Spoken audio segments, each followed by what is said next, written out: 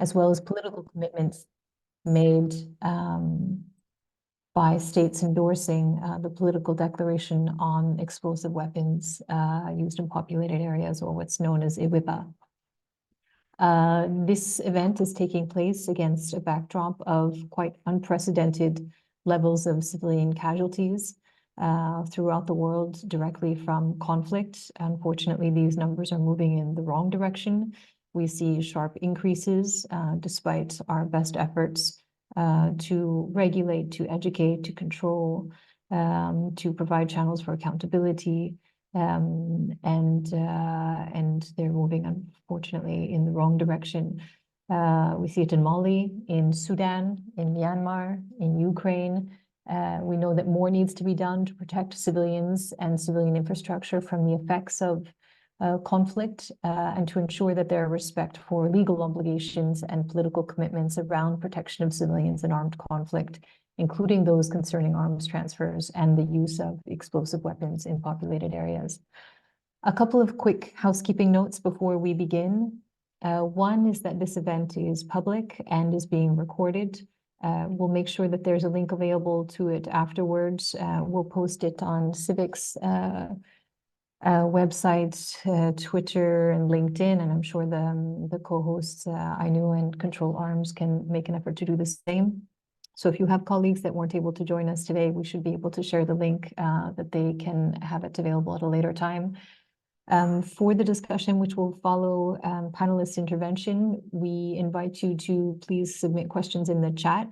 It will be an open chat, so please go ahead and type those in there at the appropriate time, or if you have a question, feel free to put that in as the speakers are sharing their remarks. I will stop there and hand over to our co-host, Shireen Jordi, representing Control Arms. Ms. Jordi is a board member of the Control Arms Coalition. She's a member of MENA WGC Feminist Task Force and the Women's International League for Peace and Freedom Lebanon, among other roles. She has over 20 years of experience in too many places to list today. But welcome, Shireen, and over to you. Thank you, Wendy. Just as you stated, this is a timely discussion for us.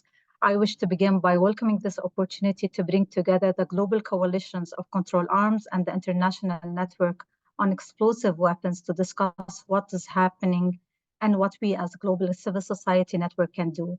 Our coalitions have much in common, including an enduring commitment to preventing human suffering through upholding the obligations states have accepted under international law.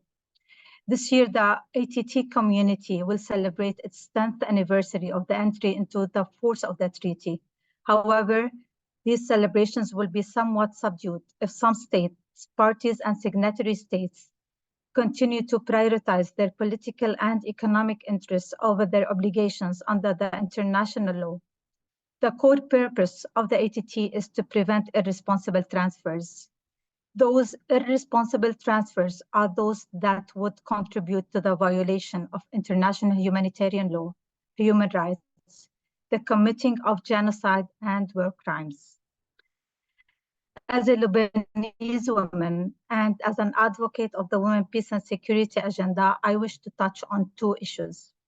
The first concerns the international security and the ATT.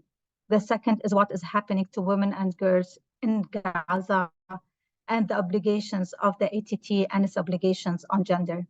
The long conflict between Palestine and Israel since 1948 has escalated due to the current war on Gaza, causing the trigger of a wider regional conflict. Under Article 7, states parties are required to consider whether transferring weapons would contribute or undermine peace and security. And it's hard to comprehend how the ongoing supply of the weapons to this war is compatible with Article 7. International security needs to be treated as a global good and not to be applied selectively.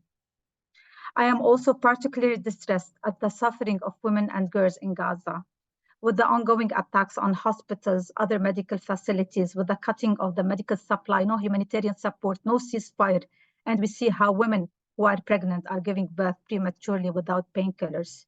They are at risk of multiple medical complications, and the infant mortality has significantly increased. This is one example of the suffering being endured by the women and girls of Gaza. Article 7.4 of the ATT requires state parties to take into account the risks of the weapons being used to commit or facilitate serious acts of gender-based violence or serious acts of violence against women and children. And here we need to understand the implications of war on the gender impacts. And I want to raise also a new acronym that now is known in Gaza as Wounded Child, No Surviving Family. I want to end with two main points. First, that we have now the International Court of Justice ruling on genocide in Gaza and how we can take it forward. And second thing is that next week, on Wednesday, 21st of February, at the ATT working groups, there will be a discussion on the impact of arms transfers on the Israel-Palestine war. And this is the first time that a case of concern compliance is discussed at the ATT. I encourage state parties and signatory states to participate in that discussion and to set out how they believe these matters can be addressed. Thank you. Thank you so much, Shireen. Before we open our first panel, I'd just like to complement Shireen's intervention and just give a bit of a background on the EWIPA political declaration, which was signed in Dublin in 2022. The purpose of this declaration was really to become a real milestone in recognition of the humanitarian harm that's caused by the use of explosive weapons that we see the world witnessing with really devastating effects, both in Gaza and elsewhere, as I mentioned in the beginning, on civilians, on civilian infrastructure, I mean, specifically around their blast and their fragmentation effects. We see data from across different conflicts, which shows that on average, 90% of victims in urban warfare where explosive weapons are being used are civilians. It's a shocking number. Not only can this violate international humanitarian law, but it causes quite devastating human suffering with quite long-lasting physical and mental consequences. We know that much more can and must be done to better protect civilians experiencing conflict. First, I'd like to make sure that we acknowledge that civilian deaths from the October 7th attack and the indiscriminate rocket attacks that were launched against civilian and population centers in Israel were also egregious and need to be a part of the conversation. Although it is hard to imagine, the UN again yesterday, Martin Griffiths, the humanitarian coordinator, spoke of the fears that in Gaza, the crisis is going to escalate even further still, leading to what he described as a fear of slaughter of people in Gaza for more than the 1.1 million people who are still living there. These numbers are quite daunting. It's quite hard to imagine the scale of it, but it's important for us to remember that each one of these are individuals, their family members, their children, their grandparents, their sisters, teachers, doctors. We know that Shireen said entire family lines have been wiped out, and there's been evidence documenting this. We're also seeing the destruction of quite vital infrastructure that's needed for survival and for well-being, for power, water, sanitation, as well as medical care and schooling. And as I think, especially as the Rafah perspective operation looms, the urgency of these issues is quite striking. And we see that nowhere is safe in Gaza at the moment, with very little left for displaced civilians to return to. So with that, quite sober, I think, assessment of the current context, I'd like to introduce some of the members that will be appearing in our first panel. We would like to speak about the EWIPA political declaration, which was one of these, as I mentioned, these milestones to develop to really protect civilians in armed conflict. At the moment, there's 83 endorsing states, and the purpose of this was really to include commitments by states to restrict and refrain from the use of explosive weapons to avoid civilian harm and to better understand both direct and indirect effects of such weapons, as well as their effects on conflict-affected communities. So it's not universal. We have 83 sign-on states, but there is a commitment by those states to actively promote the declaration and to seek adherence to commitments. That's by parties of the conflict and including through public statements and other means in order to strengthen POC. So the purpose of this first part of the discussion is to explore some of these different obligations and commitments in more detail, and specifically some of the actions that can be taken to address them. So with that, I'd like to introduce Wafa Ali, who is currently the West Bank coordinator for Norwegian People's Aid, where she supports NPA's Gaza team. Prior to this, she worked in IOPT, Iraq, and Sudan, as well as other places with international organizations, with ICRC, OCHA, and the High Commissioner for Human Rights Office of the UN. With that, I hand over to you, Wafa. Perhaps could I ask you to speak about some of the impacts of the conflict that you've seen on civilians, particularly concerning the harm caused by blast and fragmentation effects from the use of explosive weapons in areas with such high concentrations of civilians and civilian infrastructure. Over to you.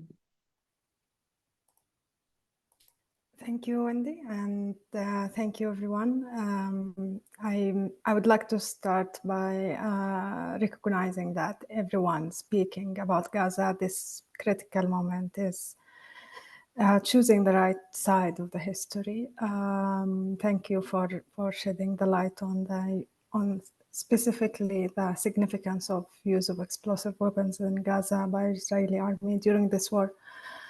Well, there is a lot of discussion to be done on the legal and technical aspects of this topic. My choice today is to avoid using so much of the technical terminology and simplify my words as much as possible to describe the harm that is done to civilians and to voice out the Palestinian voices in from a very practical perspective.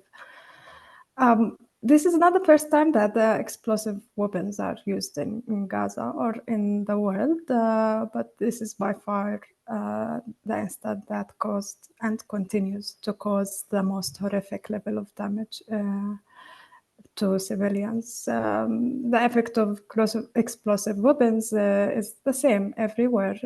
The level of damage they cause is not a surprise. It's pretty predictable.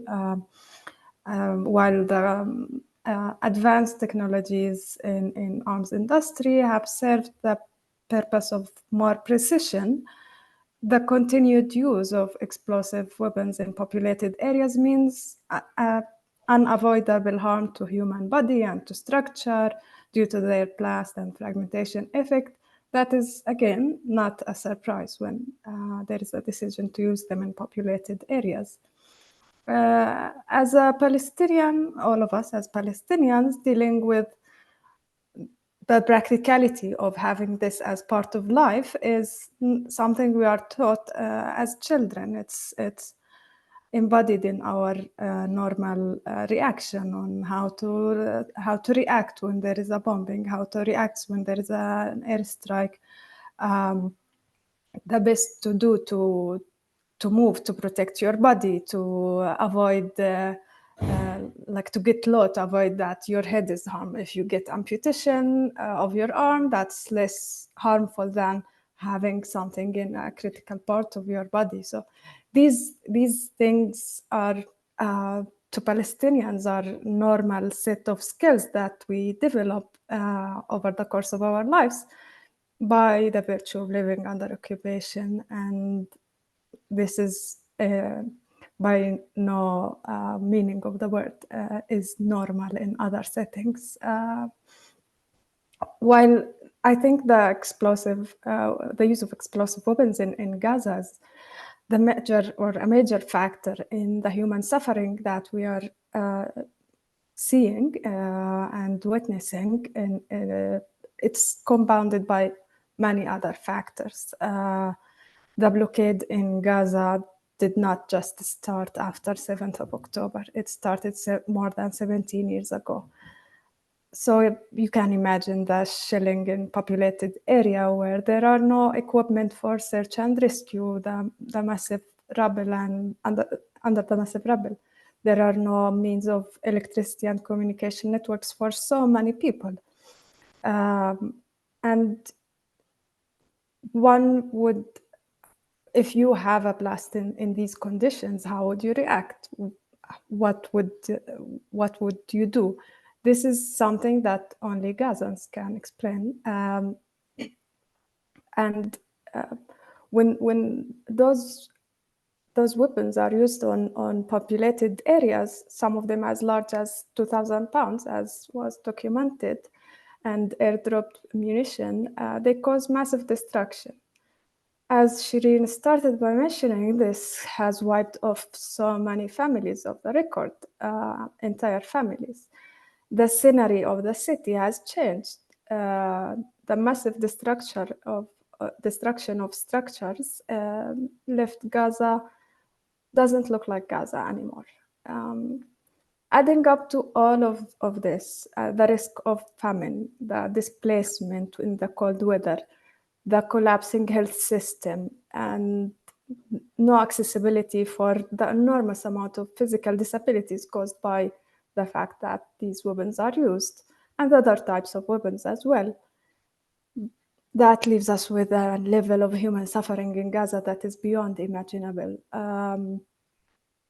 I think anyone who survived this may never recover from the psychological trauma. Let it be, again, as Shireen mentioned, the example of undergoing an amputation with no sort of anesthesia or sedation, and the psychological trauma that comes from that, not just the physical pain, and the exposure for so many children to human remains cut off and ripped off in buildings, becoming a daily scene for so many children. That the increased number of physical disabilities that will it adds up every war after Gaza. After every war in Gaza, that amount of physical disabilities that the society has to develop new skills to cope with, not just on the individual level, but on societal level as well. All of this, but also the remains of those remains being collected by families without knowing which piece belongs to who, and without having that chance to properly bury their beloved ones because of the type of those weaponry that is being used, and the amount of damage they cause to the human body.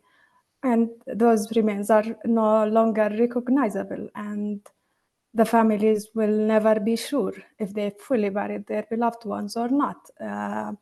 If they would never have a closure. They would never be sure and certain because of the shape that this weaponry leaves the bodies with. I think with that, I wouldn't go into further details. I think all of these horror caused by this war, and specifically by the use of explosive weapons in populated areas, there is only one way to stop this from getting further, and that is to stop the war. There is no doubt that Palestinians will recover from this, as they did from each round of violence they have endured, and we will. Thank you very much, Wafa. I'd like to come back to you maybe after a few of the other speakers and try to learn a bit more about some of the protection measures that some civilians are taking. I think it's an extremely difficult reality for families living in this constant risk of danger that you describe. That's scarcely able to be imagined by those outside of such a context, and specifically the effect of these particular weapons and all of their other effects that civilians in this particular crisis are suffering, as you said, a horrific level of human suffering. If I may just move to Rachel, and then we can come back to this other question. I'd like to introduce Rachel Cummings, who is the Global Head of Humanitarian Health at Save the Children. Rachel has a nursing and a public health background and has worked in the humanitarian sector in various organizational and technical roles for over 15 years. She is currently supporting Save the Children's work in Gaza. Rachel, I wonder if you could pick up on this point around patterns of harm that we see in civilians where you're working, specifically from explosive weapons in Gaza.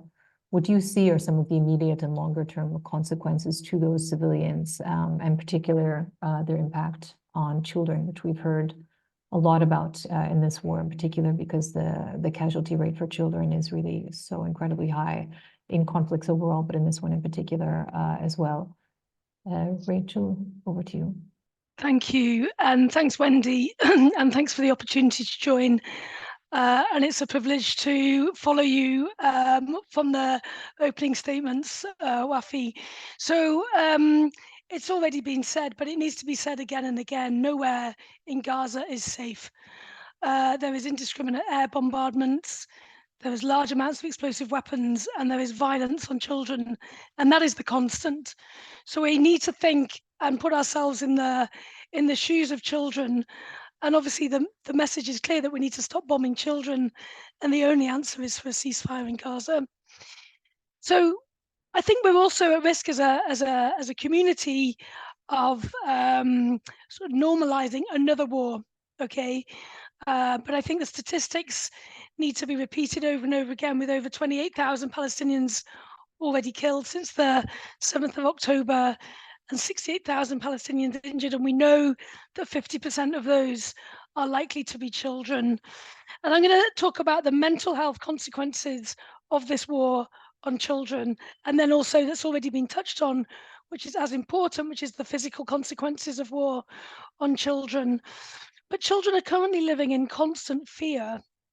So the heightened anxiety and heightened uncertainty has physical manifestations as well, but they have a constant threat to life, as has already been described, and a threat of disability, with seeing their family and their friends killed and maimed in this awful conflict.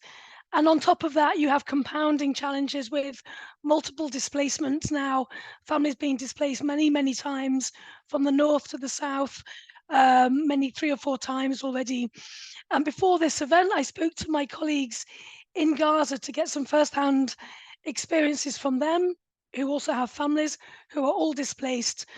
And they describe absolute fear and chaos for their children to be living through. And that, of course, affects their emotional and physical security. So they have no safety or security.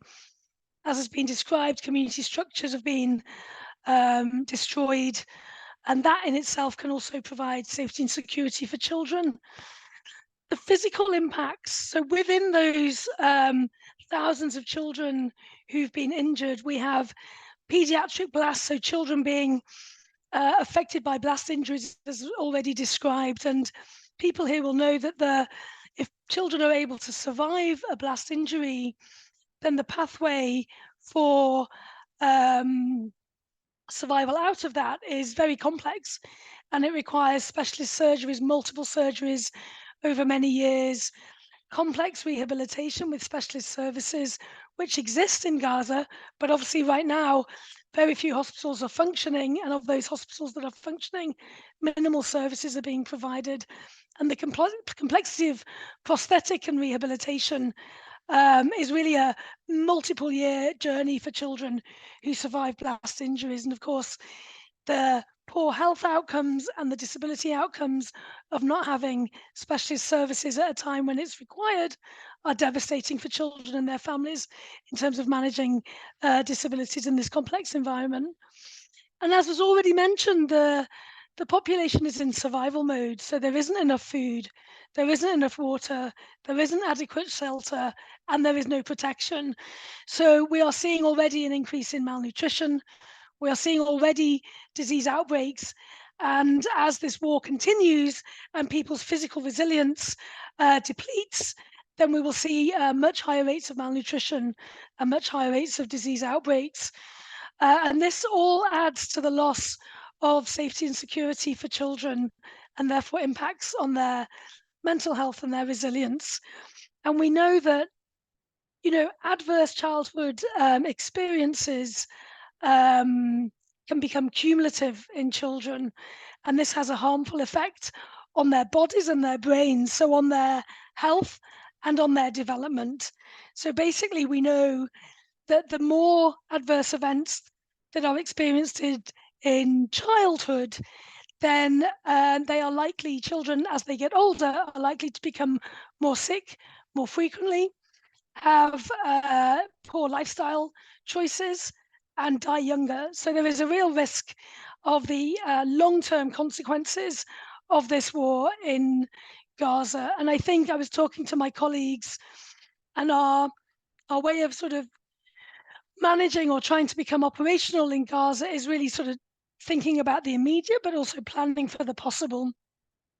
And we're now, as a humanitarian community, needing to consider, as you said, the long-term impacts on mental health, and the ability for us to do any type of even basic psychosocial support for children in Gaza currently is very, very limited due to all the complexities that we're aware of.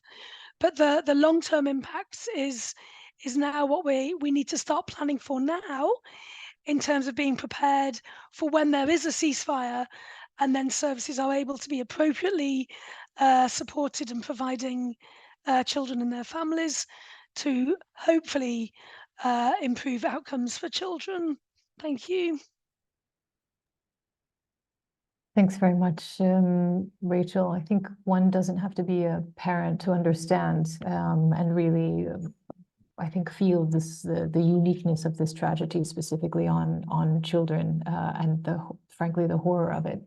And when the situation is as dire as it is, and with humanitarian aid being so precarious as it is, I think this, these immediate crises that you described so really, I think, are difficult enough, let alone, the always underfunded psychosocial support, which absolutely has to be part of any kind of humanitarian aid and longer-term recovery plan. But even planning for those can be difficult among so many competing priorities. I would like to ask a little bit about some of the mental health aspects, but maybe we just come back to this in the discussion. And we hear from Federico. So we'll come back to a couple of those points that you mentioned. Let me turn now to Federico Dessi. Mr. Dessi is the Regional Director in the Middle East for Humanity and Inclusion. He's got 17 years of experience managing humanitarian and development programs in the Middle East and in Africa, and has previously worked for Médecins Sans Frontières and Médecins du Monde. Federico, thanks so much for joining us today. We know that laws do exist around the use of explosive weapons in populated areas. Wonder if you could give us a bit of an overview of some of these existing normative regime, including how international humanitarian law addresses the use of explosive weapons. And then how does this political declaration that I mentioned at the beginning on explosive weapons, how does it fit into that? And maybe specifically around some of the issues around civilian harm and civilian infrastructure. How does the role of the political declaration fit into how this is covered under IHL? Over to you. Thank you so much. Hi, everyone. So, first of all, the Gaza Strip is considered as occupied territory since its conquest in 1967 by Israeli troops. The current war is considered as an international armed conflict, and the main applicable bodies of international humanitarian law are the Geneva Conventions of 1949 and customary IHL.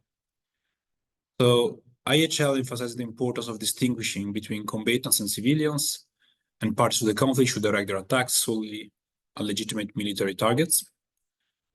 Moreover, IHL imposes obligations of proportionality and precautions in attack. So the anticipated military advantage of an attack must outweigh the expected harm to civilians. Additionally, IHA obligates the parties to the conflict to allow humanitarian organizations access to civilians in need, ensuring they receive essential assistance such as food, medicine, and shelter.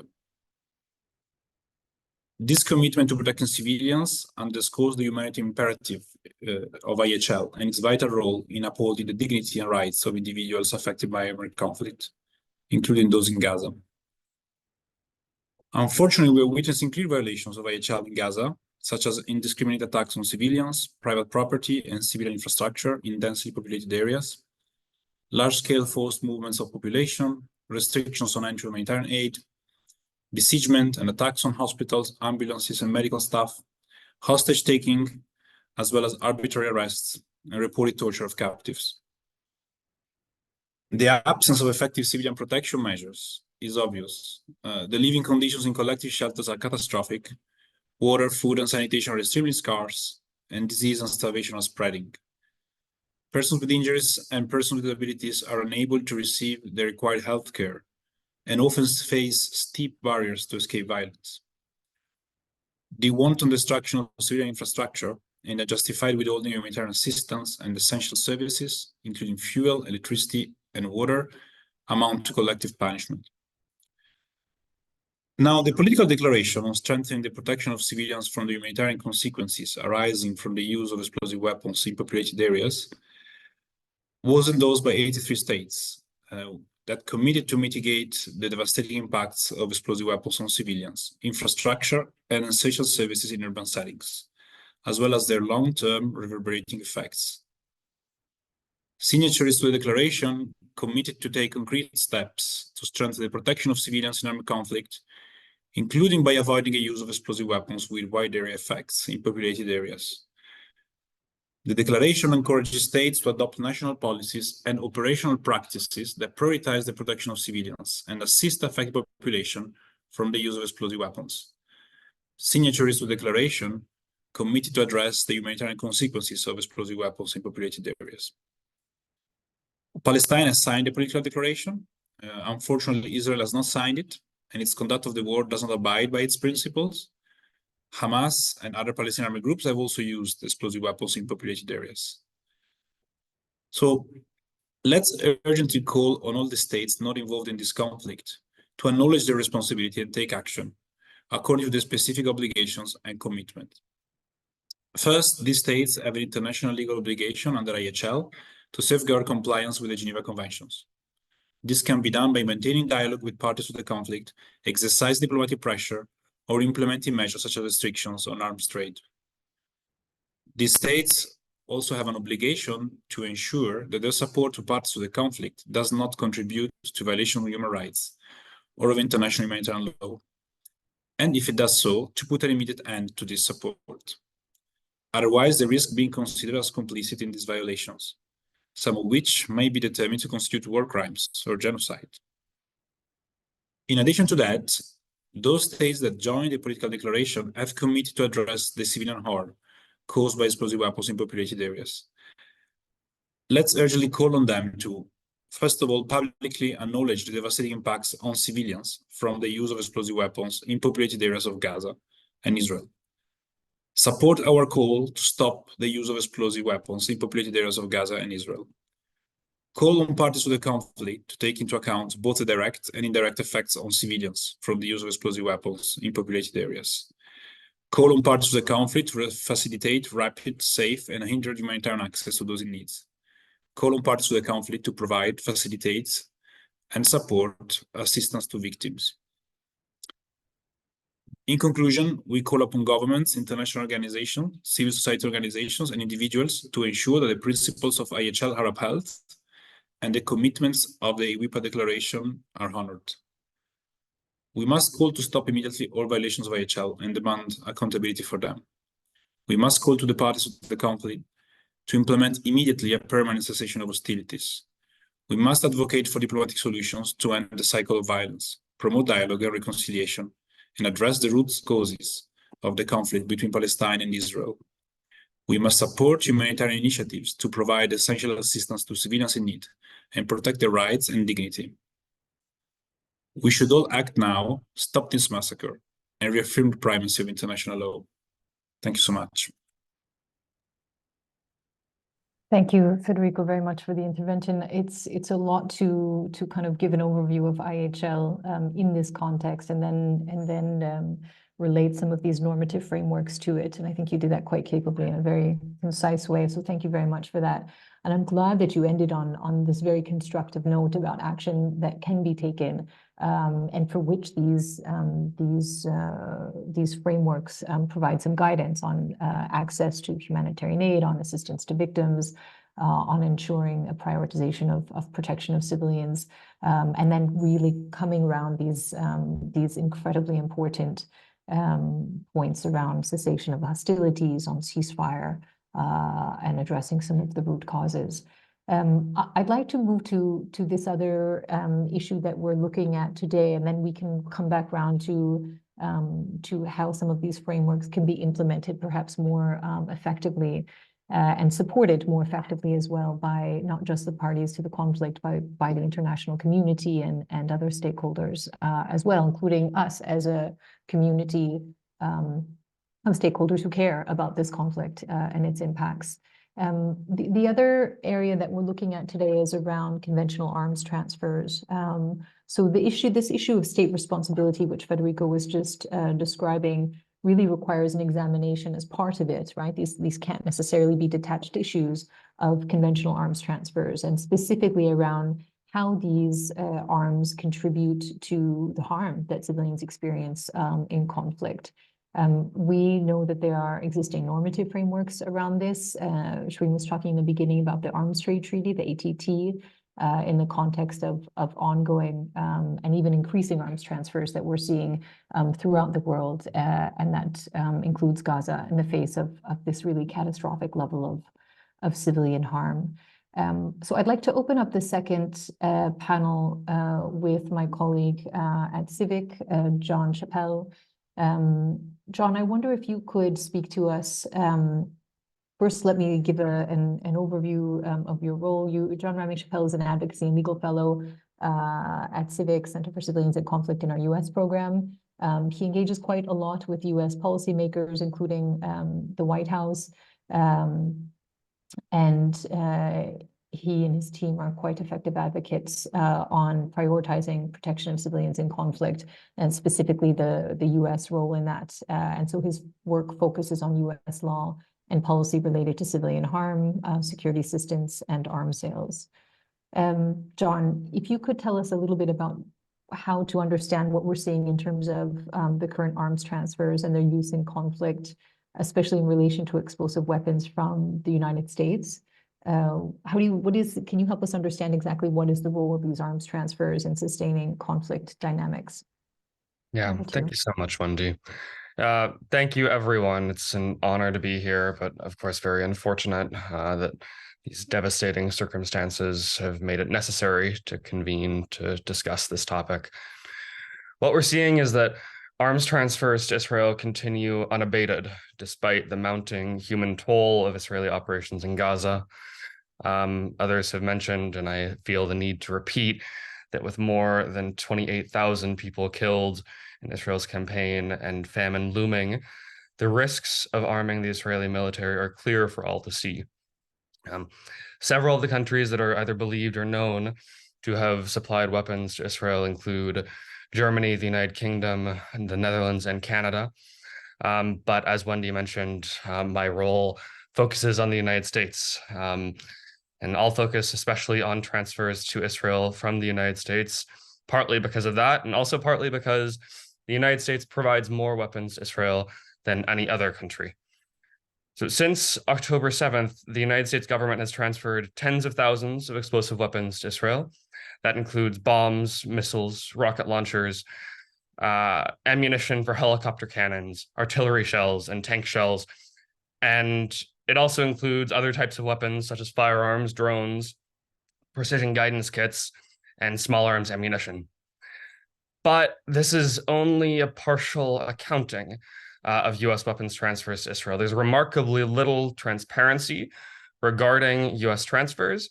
Most transfers are not subject to public or congressional notification, And many weapons that are likely coming from the United States are in a stockpile pre-positioned in Israel already that are subject to remarkably few safeguards and very little transparency.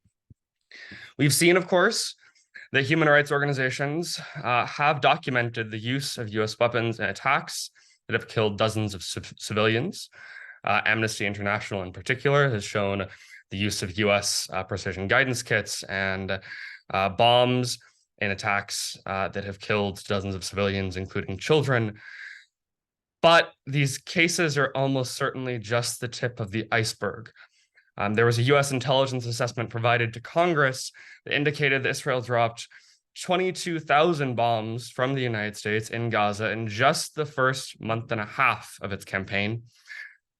So I think it's fair to say that explosive weapons from the United States have played a significant role in the flattening of homes, the decimation of medical infrastructure, and the destruction of sanitation systems, all of the factors that we are seeing that have contributed to the catastrophe that we're seeing unfold in Gaza today. And despite credible findings of US weapons being used to harm civilians and being used in possible violations of international humanitarian law, the US government has made clear as recently as last week that it has no plans to restrict arms transfers to Israel. Continuing to arm the Israeli military under these circumstances amounts to a stamp of approval for how Israel has prosecuted its operations in Gaza, and it sends a message of impunity that we see reverberating throughout US policy, unfortunately.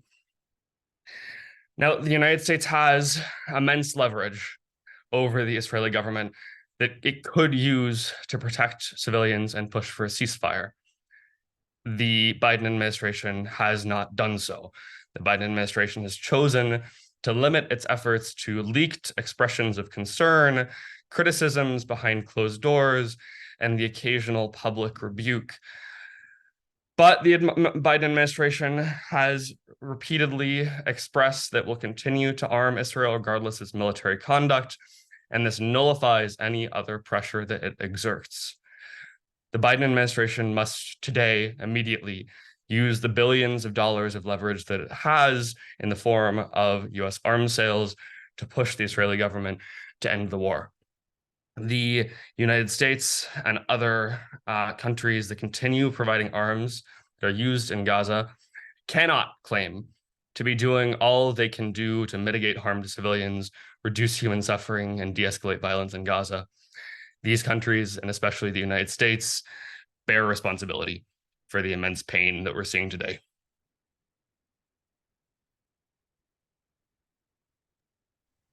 Thank you very much, John. You know, these statistics, when we hear them, I think are quite shocking for those who may not be familiar with the scale and severity of these transfers, but as well as the huge absence, as you pointed out, of accountability mechanisms, of oversight, of transparency in how those transfers are made. I was just thinking as you were speaking, you know, we talk about reverberating effects, the horrific reverberating effects that we heard in the beginning on the ground among civilians, you know, but at the sort of the policy level, at the sort of the broader IHL level, you know, one could also argue that these reverberating effects are the kind of, you know, are condoning such transfers and sending this message, as you said, of impunity that is, in a way, really has huge potential implications for adherence to a rules-based sort of international order and common regard for international norms, which can have quite a corrosive effect over time and at a scale that is quite scary. I'd like to come back on a couple of the points you raised, but I'd like to just turn to Cesar first, and then we can come back to some of these issues in the discussion. Cesar Jaramillo is the executive director at Project Plowshares. His focus areas include nuclear disarmament, protection of civilians in armed conflict, emerging military technologies, and conventional weapons control. Before joining Project Plowshares, he had a fellowship at the Center for International Governance Innovation. And Cesar, through Project Plowshares, is a member of both coalitions representing the event today. and has really broad experience in these issues. So Cesar, John discussed some of the legal obligations outside of the ATT framework. Can you tell us a bit about the legal obligations that exist within the arms trade transfer, ATT, related to arms transfers and their implications on more responsible arms trade? Over to you. Absolutely. Thank you, Wendy, and thank you to my fellow panelists for the excellent presentations. Yes, a few remarks about the ATT and the normative regime that should cover these arms transfers. But first, very briefly, to say how important it is to see this event happening and to see that both coalitions coming together around this issue. I think we are, or should be, appalled about the devastating pattern of humanitarian harm that we are witnessing day in and day out happening in Gaza. And as a humanitarian community, we need to do anything and everything to bring this conflict to an end today, if possible, as soon as possible.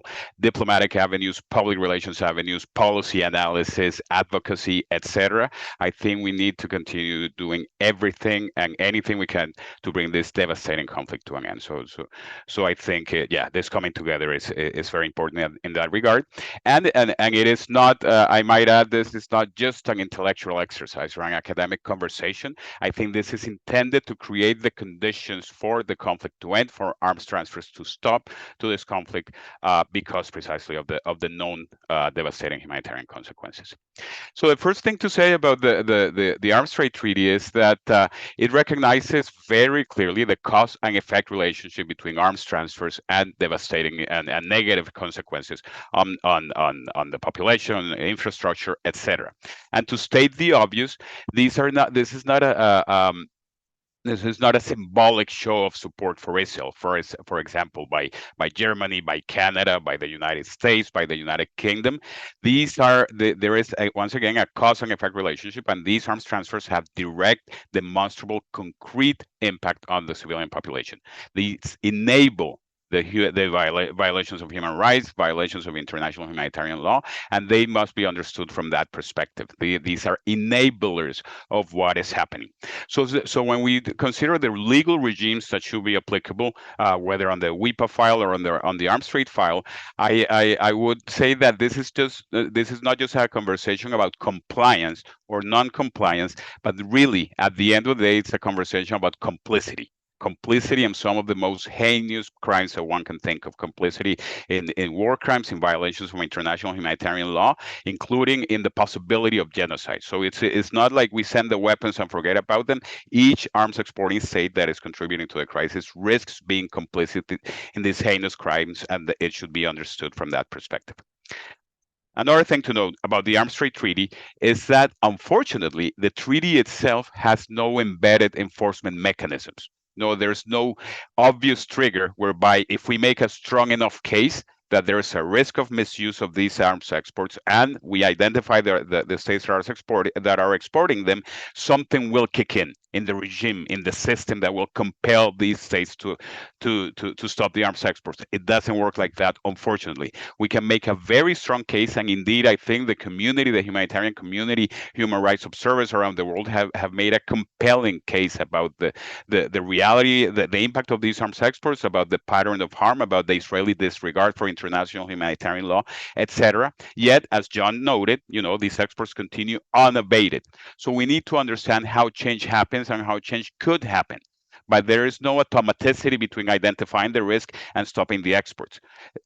States that change their policy on arms exports are often compelled by the courts or compelled by parliament, or on rare occasions, they do a full policy shift whereby they recognize independently whoever is in power that they shall not continue with the exports.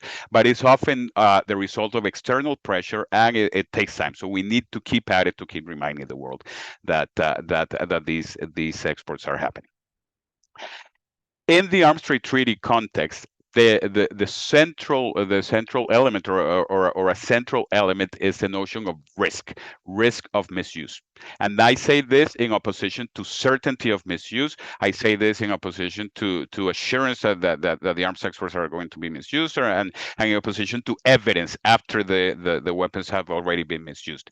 Risk is enough to compel a state, an exporting state, to halt the transfer of weapons. So, as Shireen noted at the beginning, there's an article in the Arms Trade Treaty, Article 7, that relates to risk assessment, and if any of the negative consequences identified in the treaty, including grave breaches of international humanitarian law, war crimes, crimes against humanity, gender-based violence, etc., if there is a risk, not a certainty, a risk of any of these consequences be happening as a result of the arms export, then the exporting state shall not authorize the export. As simple as that.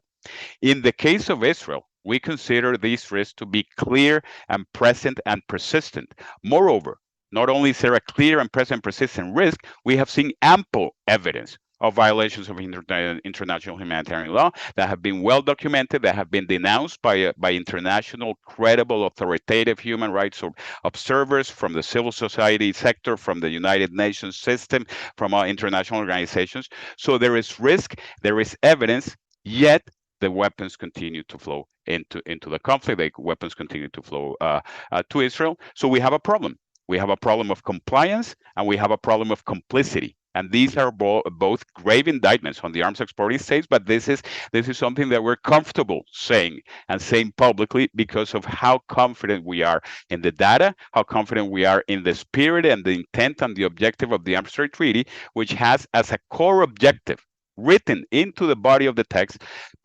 reducing humanitarian suffering. And this was revolutionary when the treaty was negotiated. This was a very welcome addition to the normative architecture that regulates arms trade. And what we're seeing is the opposite. What we're seeing is business as usual, unabated despite the evidence. So it's either a matter of a flawed risk assessment, whereby exporting states are not seeing the risk that the rest of us see day in and day out, or selective interpretation of the data, where they're literally looking the other way and trying not to see the pattern, the grave pattern of misbehavior by the Israeli military, the Israeli armed forces. Or a matter of politicization of arms controls, which should be reliable, objective, and predictable, but they often become politicized because of military alliances, because of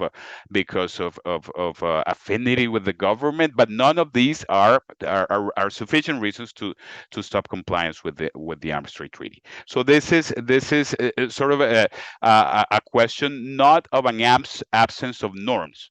The norms are there. The intent is there. The spirit of the Arms Trade Treaty is clear.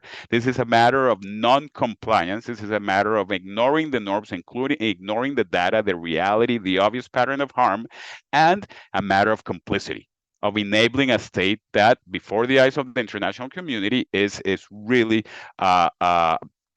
committing violations of international humanitarian law, and many of these have been well documented. So I think that the credibility of the regime, the credibility of many instruments, and not just the Arms Trade Treaty, the political declaration on EWIPA, the Geneva Conventions themselves, the commitment of the international community to these instruments, to compliance, etc., is really under heavy strain. Because, and this is the last thing I'll say, because one dimension about this whole thing that we're witnessing in Gaza is that it will be precedent setting.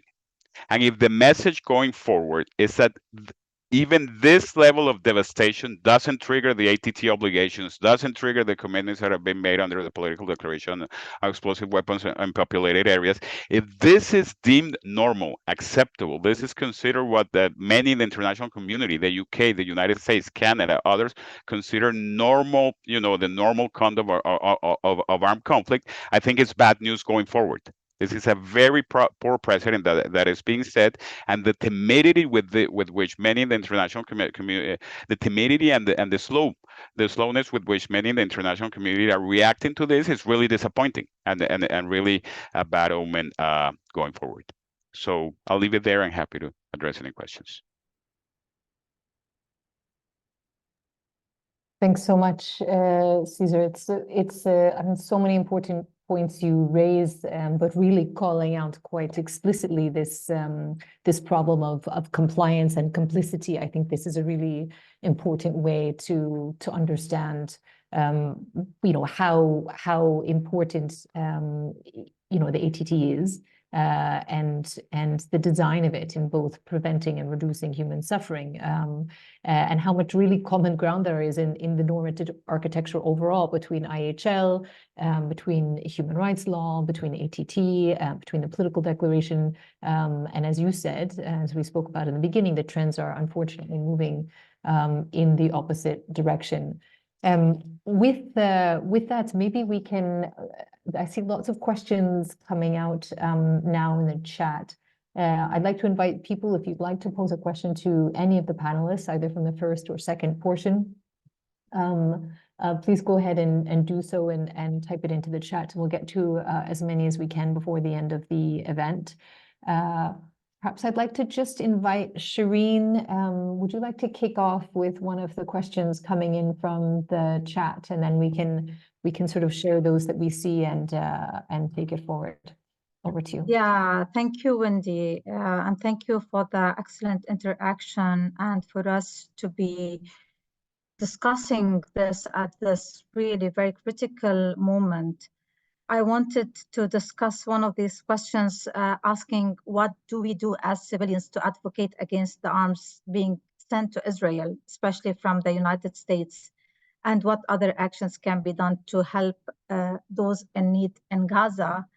And there's another one in the chat about the responsibility to protect. I would like us maybe to discuss both of these points on how we as civilians can really make an act to stop sending weapons, and at the same time, what is the role of responsibility to protect, especially if we see the first and second pillars of the responsibility to protect. Definitely, yeah, Wendy. So yeah, I think we can just choose then from among the panelists to take a crack at some of these. I mean, I think on the first one, there's a few different ways we can come at it. So maybe we can ask those that have spoken, to come at it either from the policy level, and then we can maybe complement that with some of the advocacy being done amongst some of the coalition work that we're doing. Maybe also we can touch on some of this advocacy around the allowing humanitarian aid. As we know, there's a funding crisis and a political crisis surrounding the funding crisis with UNRWA, as well as with other UN agencies. John, do you want to kick us off with some of those insights? I think John is raising his hand, so maybe John, please, go ahead. Thank you. And I'm going to figure out how to lower my hand. There we go. Thank you. I thought it might be helpful for me to talk a bit to start off on what citizens can do, what advocates can do. And this also ties into some of Nicholas's good question that I'm seeing in the chat on pathways to change in the United States specifically, which is something that I spend a lot of time thinking about. So I think that I'll break it up into a couple of pieces.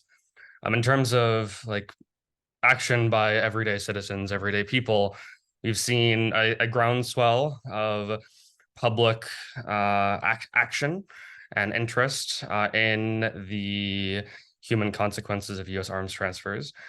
This takes the form of advocacy to legislators. It takes the form of public protest. It takes the form of writing, speaking out, using fora that people have access to, whether it's a city council or a public square, in order to express their views and opinions about what the United States and other countries providing weapons should be doing.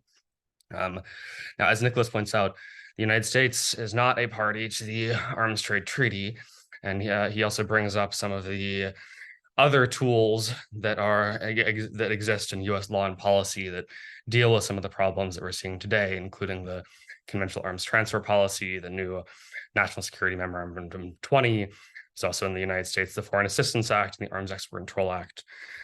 So I'll point to what I see as three pathways to changing the decision-making of the United States government. One, which I will speak very little on because it is neither my expertise nor my role, is electoral. And that's something that Nicholas has raised in his comment, I see, and I'll just leave it there. But two is congressional. The President of the United States came from the US Senate, listens to the US Senate.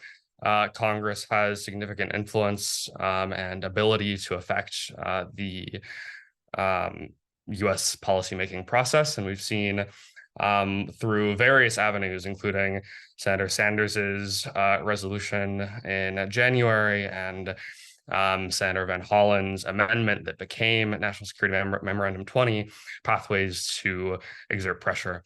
And third is the role of US allies and partners. The Biden administration came to office with the stated goal of restoring US allies and partnerships, but we're seeing that the United States is increasingly an outlier when it comes to its approach to the war in Gaza, unfortunately. And so the recent statement by Josep Borrell is one example, but I think that we're likely to see increased receptiveness to change in the US government as allies and partners speak out against the conduct that we've seen, and also draw attention to the corrosion of norms that Wendy and Cesar and others have spoken of. So thank you.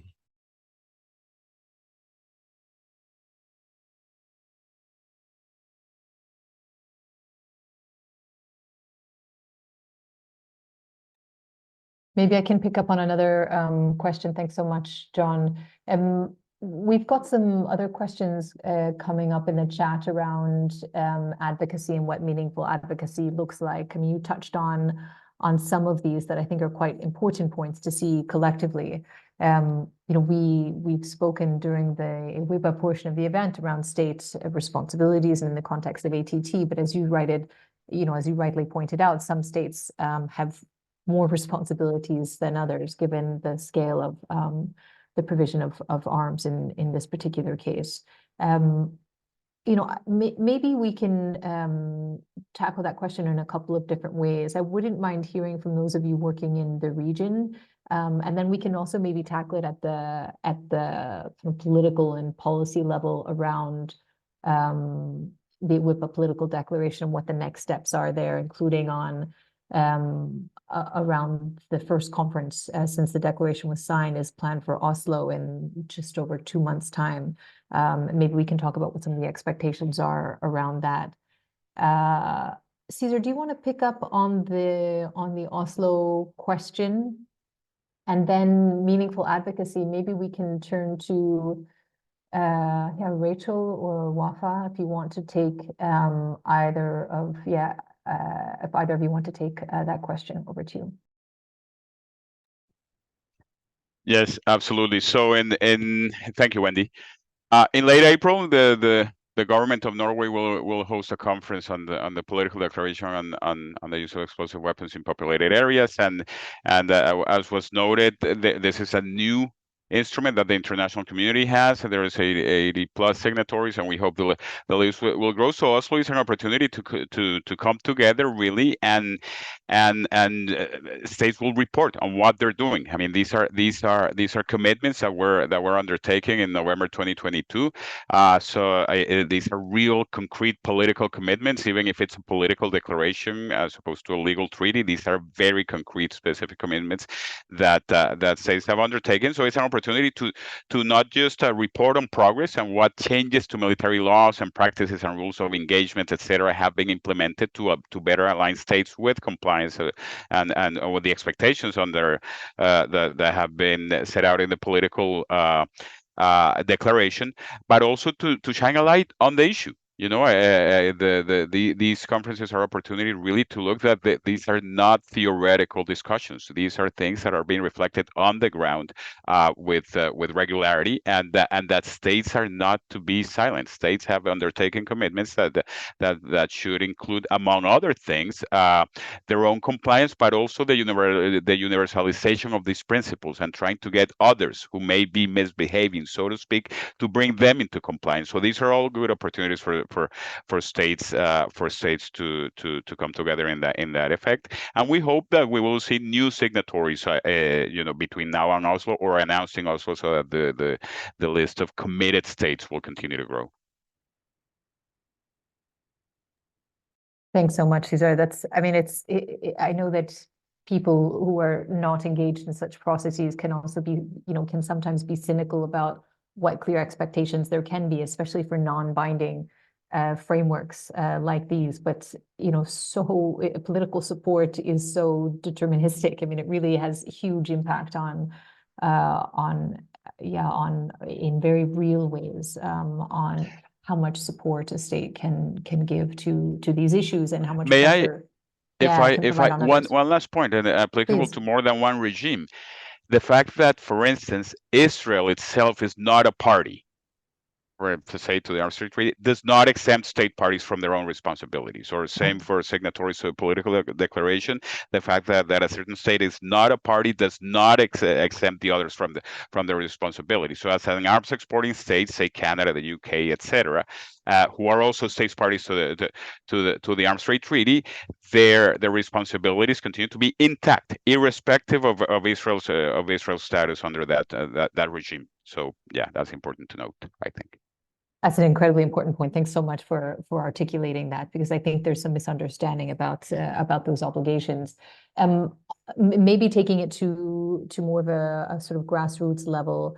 Maybe I can turn to Wafa and Rachel on what you see as some of the lines of effort that civilians themselves may be taking to protect themselves from possible harm. And then maybe, Rachel, if you have any thoughts about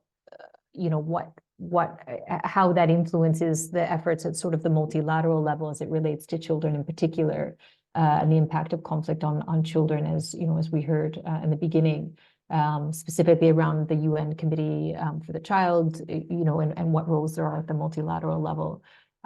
Maybe Wafa, do you want to take that first, and then Rachel will come in after? And feel free to please comment on any other points you've heard so far.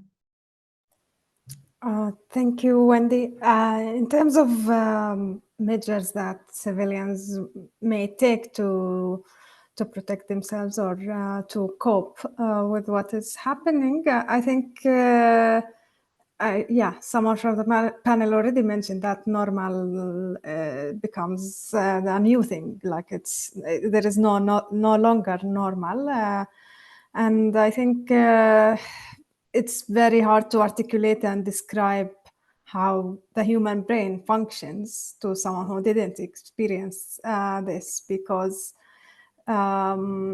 little details as how to not panic, and how the fast steps would save your life, and all of these little details that become embodied in our daily lives, and in this specific scope of use of weapons that cause this amount of destruction, it becomes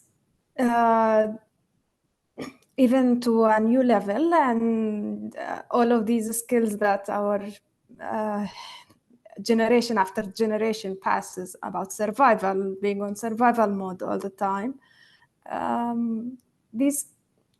think it's extremely difficult to word it out, but it shifts the way that the human brain functions. Like I can relate to my experiences within the humanitarian work, when we go through all these trainings to be prepared to function in hostile environments.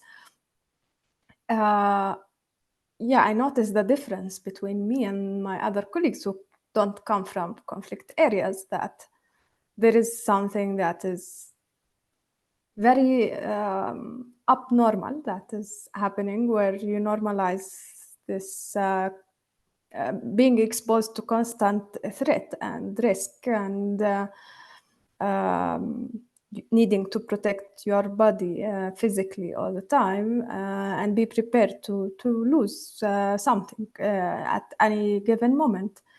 And that is even not enough to say about how it compounds with the current situation in Gaza, and what people in Gaza at this moment are enduring, which is I don't think in recent history has happened due to the level of destruction and the intentional cause of harm to civilians. That is undeniable. Thank you, Wafa. Rachel, do you want to pick up on any of these points? Sure. Yeah, thank you. Again, thanks for the opportunity. And again, I follow WAFA, so thanks. I'm not an expert on the Convention on the Rights of the Child, and there'll be other people on this call who could speak more to that. But I think, it's been said a few times by different panelists.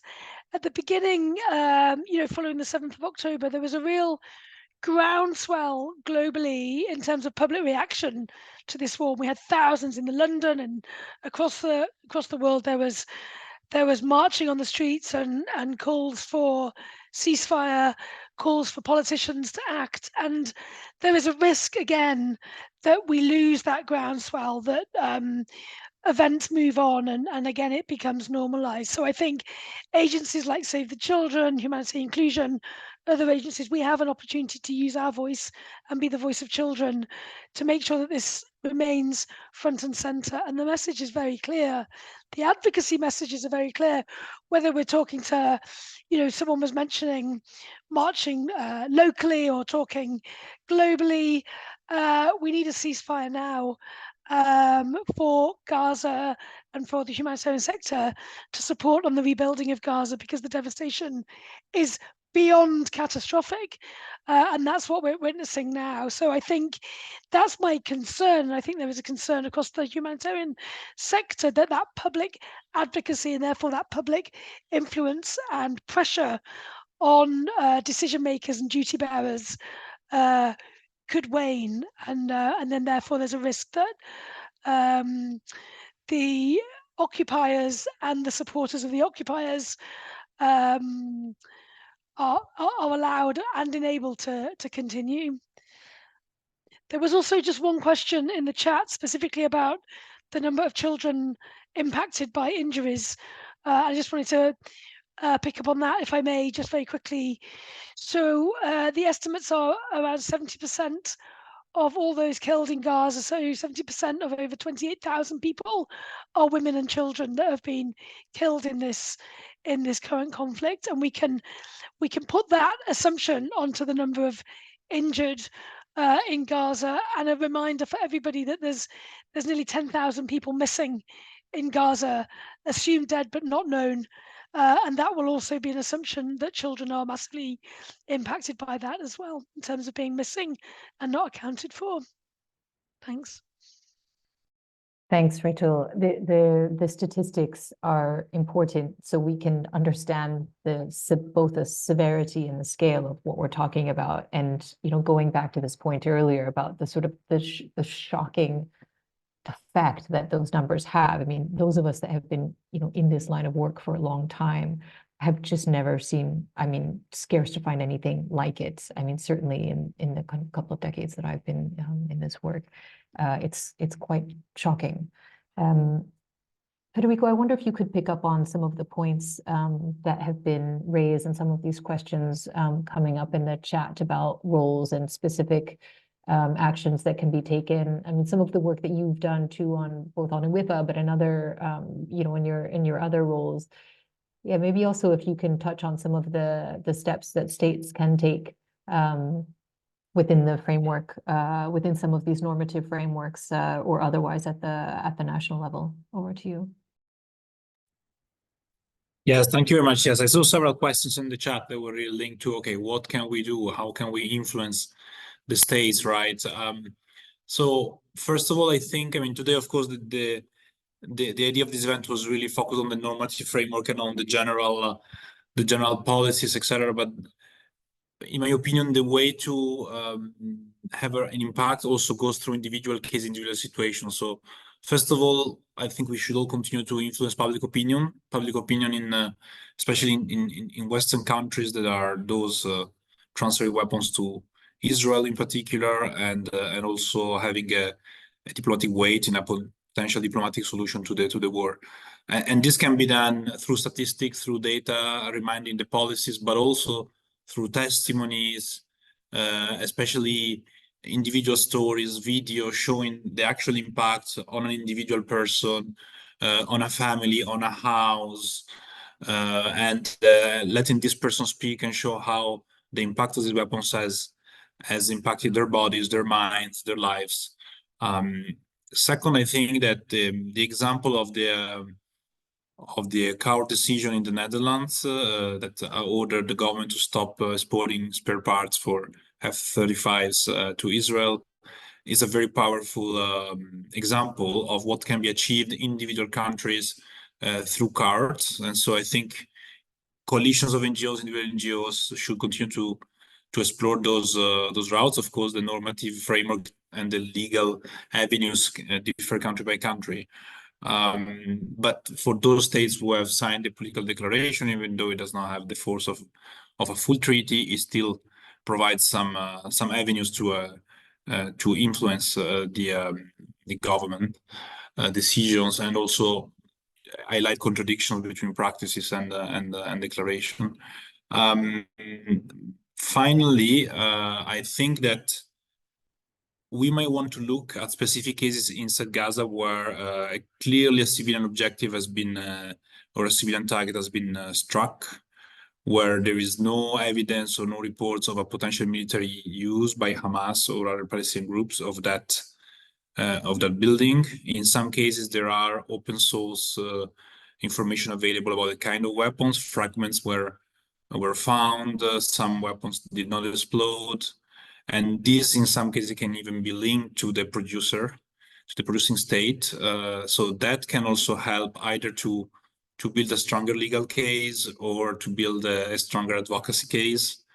And finding a way to connect, the use of weapons produced in the United States, for instance, paid sometimes with taxpayer monies, because sometimes they're sold, sometimes they're just given as a gift in a way, or as military assistance, and then showing where the bomb actually ended up, and packaging these in a way that is understandable by the public.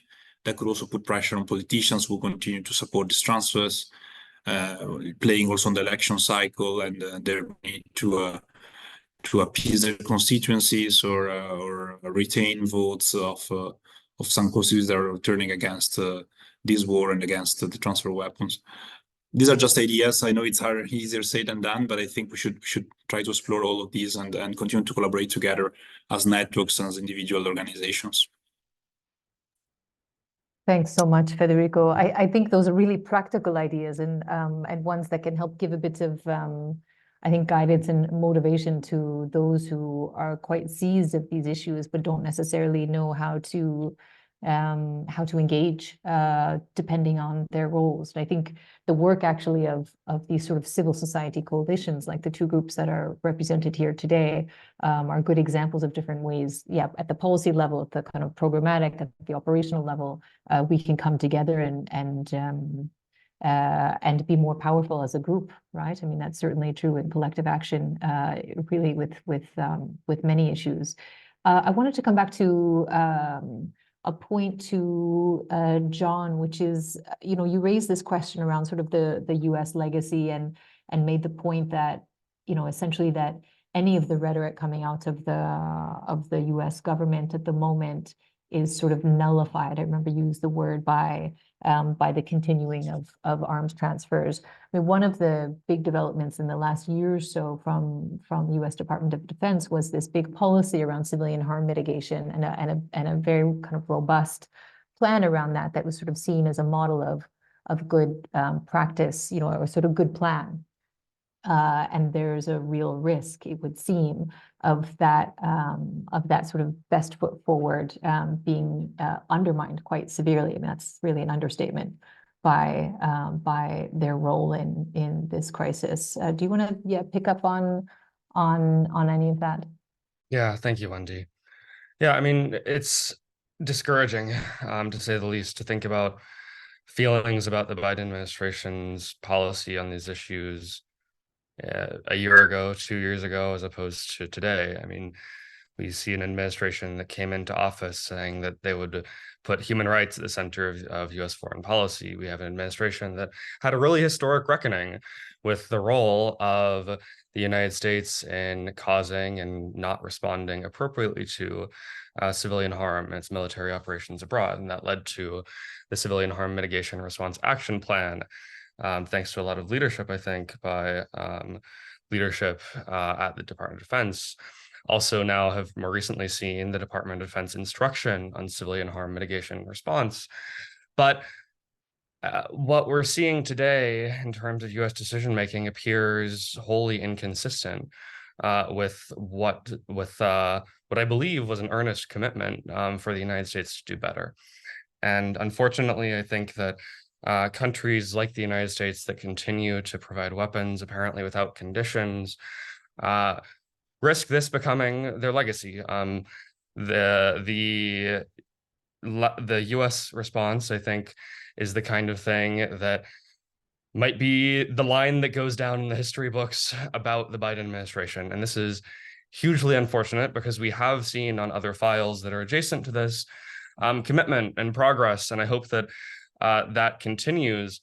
But at the same time, it's very difficult to reconcile that commitment and that progress with the reality of what we're seeing today and the US role in it. Thanks very much, John. That's unfortunate. Exactly is a sort of polite, I think, an assessment as we can offer at the moment. I know we're coming up to sort of 5 minutes to the end of our program.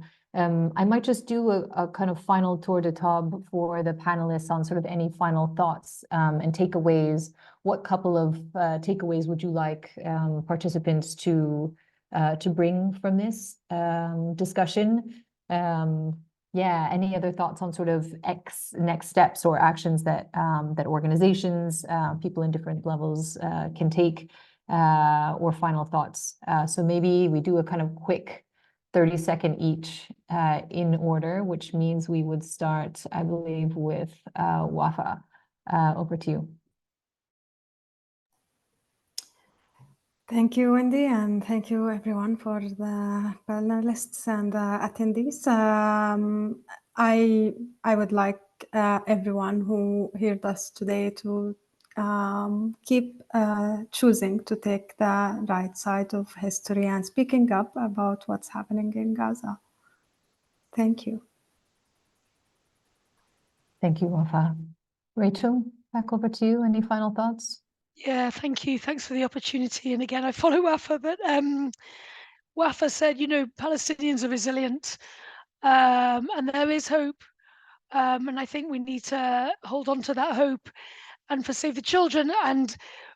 But children impacted so gravely by this conflict, with the right support, the right family networks, the right services being put in place during ceasefire, children will survive and thrive. So we need to hold on to that hope and keep advocating for a ceasefire. Thank you. Yes, absolutely. The ceasefire always has to be part of these discussions. So thank you for bringing that back to the top of our attention. Federico, over to you. Any final thoughts, takeaways for participants? Yes, thank you. Let's press these arguments with the governments, with the Ministry of Defenses of the countries that are transferring weapons and supporting the war. And let's continue to advocate publicly, flood the media with stories, testimonies, reminding the public opinion what's the impact of all these and why this should stop immediately. Thanks very much, Federico. Really, really important points. John, over to you. Thank you, Wendy. And I think that I've seen in the chat a lot of reflections on feelings of hopelessness, and my co-panelist has spoken on the necessity of hope. And I think that I want to tie this to the importance of imagining a better alternative. Because without imagining a better alternative, then we can drown in hopelessness. We don't know where to go. We can't see our direction. Imagine a better alternative, and that, for me, is a prerequisite to hope and necessary for continued advocacy and mobilization on this absolutely devastating situation. Thanks very much, Don. Really important to keep that balance. I mean, for mental health, but also for our effectiveness, right? I mean, we become better supporters and advocates when we can keep that positive vision in mind. Cesar, over to you. Final thoughts. Yes, thank you. I concur with everything that's been said. I mean, two things. One, this is far from over, and we've already heard warnings about further escalation. So just to remind people, this is not just a matter of keeping them to account or states to account retroactively and lamenting what has been happening. It's preventing further suffering, which is quite likely, unfortunately. So I think the advocacy, the efforts, the data sharing, etc., needs to continue earnestly and intensively, because this could even be getting worse as we speak. So just to remind people of that, and more generally, this should not be happening in the 21st century. This should not be happening in 2023, 2024. This level of naked devastation, of naked disregard, of this backpedaling on these norms that we thought sacrosanct but are really malleable. So that is really a bad precedent. This should not be happening. And to add insult to injury, if you will, it should definitely not be happening with the acquiescence of states that consider themselves to be part of liberal democracies that hold the rules-based international order, in theory, in high regard, and the protection and promotion of human rights. So there's something wrong in this whole picture, and we need to keep denouncing it and trying to make it stop. Absolutely. Yeah, very powerful words. Thank you, Cesar. Shireen, any final thoughts from your side before we wrap up? Thank you, Wendy. Definitely, I agree to all the recommendations by my colleagues. And I would like also, because I could see the stress with everyone here in the room about advocacy. So maybe it's our time also to advocate our states to join the ATT and to join also the political declaration.